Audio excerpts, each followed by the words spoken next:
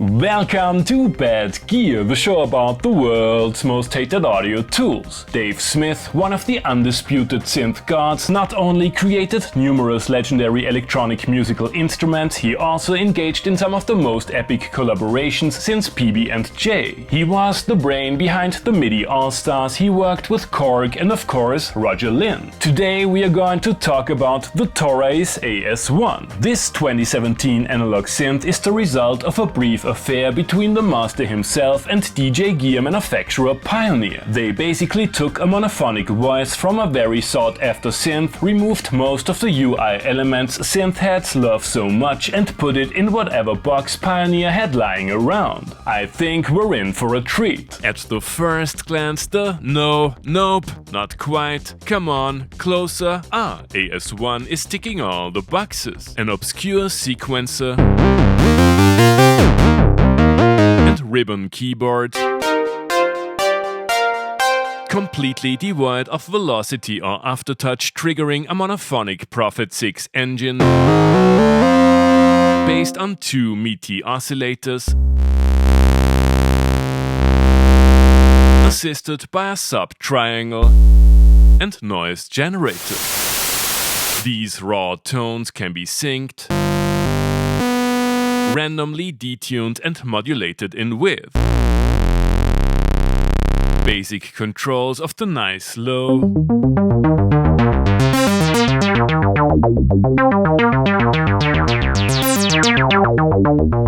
and useful high-pass filter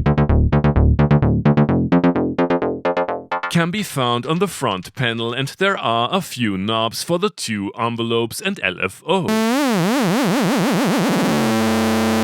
All other parameters of the frugal engine need to be dialed in using an Olympic swimming pool-sized yet shallow menu DSI Mofo aficionados will know all too well.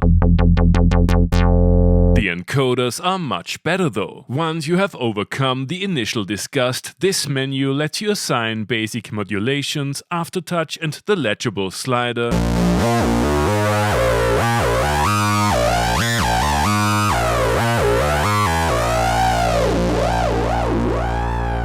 to a modest selection of parameters. I really like the two internal FX engines featuring distortion, ring modulation, a syncable delay, and modulation FX. The AS1 was designed with DJs and live performers in mind, so the built-in 64-step sequencer is an integral part of the workflow. In fact, it is so important that you will have to dedicate an unhealthy proportion of your time to programming it using the aforementioned monster menu. There is no motion recording or parameter locks, but the Arpeggiator is fun.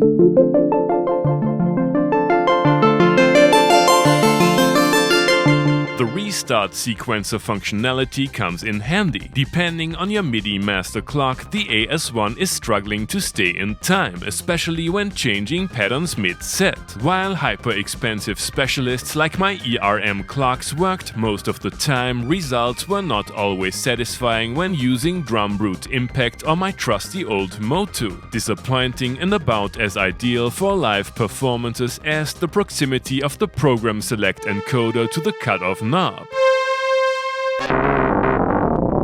The preset designers did a fantastic job though.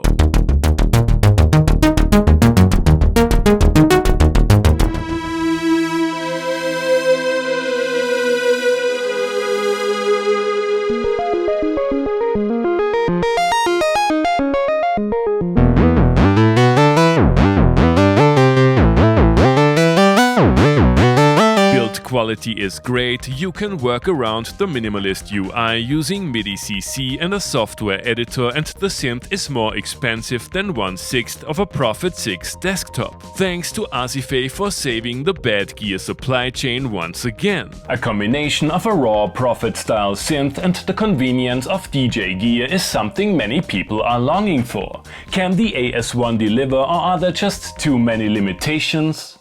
You have already heard the synth in today's intro tune. May the Dave be with you. I wanna know what the AS-1 can bring to the table in a classic 16-step acid tweak.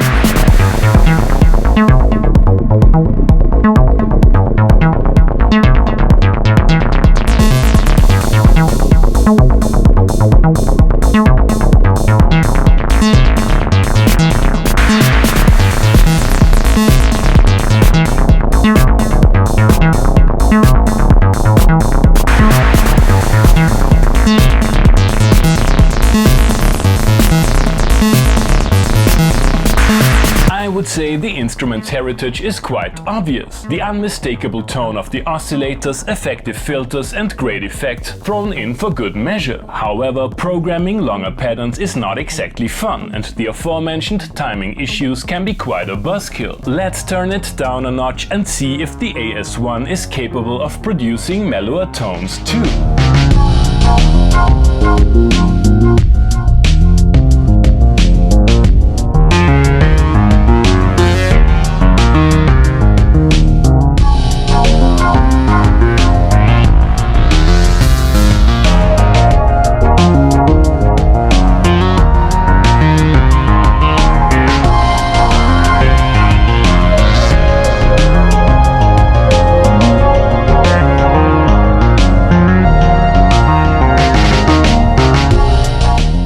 It's a mixed bag. Although I enjoyed the less aggressive timbres, I ran into weird and incoherent tuning issues, and some of the sounds would be better suited for use in its poly sibling. Playing the ribbon keyboard isn't great, but the touch slider works surprisingly well. Time to focus on the Prophet goodness of the synth engine and hook it up to the DAW for some monophonic synth plus overdub equals polyphony epic proto bass music reimagining.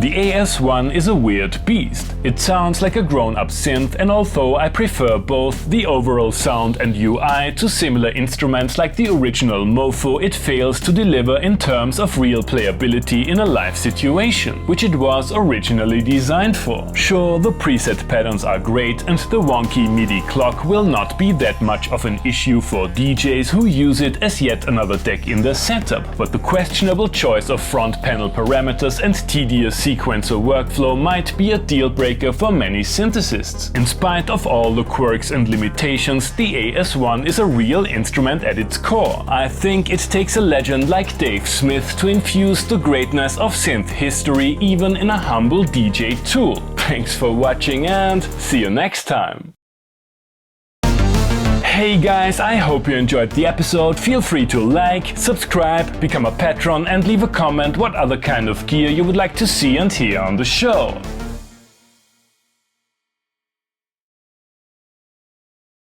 Thanks to all my patrons for supporting the channel, and welcome to the monthly Vocoder shoutouts. I'm almost ashamed to say it, but I finally ran out of vocoders. However, I found one in the most terrifying place known to humankind, my web browser. It is truly bad gear, and I will try to spice it up a bit with a Zoom FX pedal. Tier 4. Polaroids of the pyramid,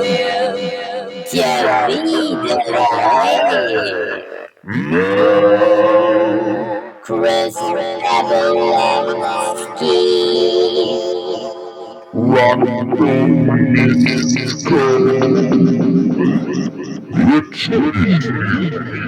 Silicon bases.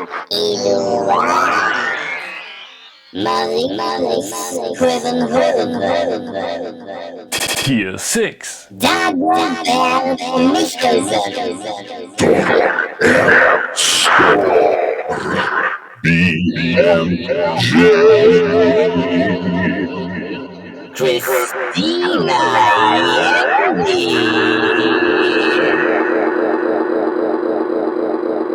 Again, thank you so much for supporting the channel. See you next month, hopefully with a real vocoder.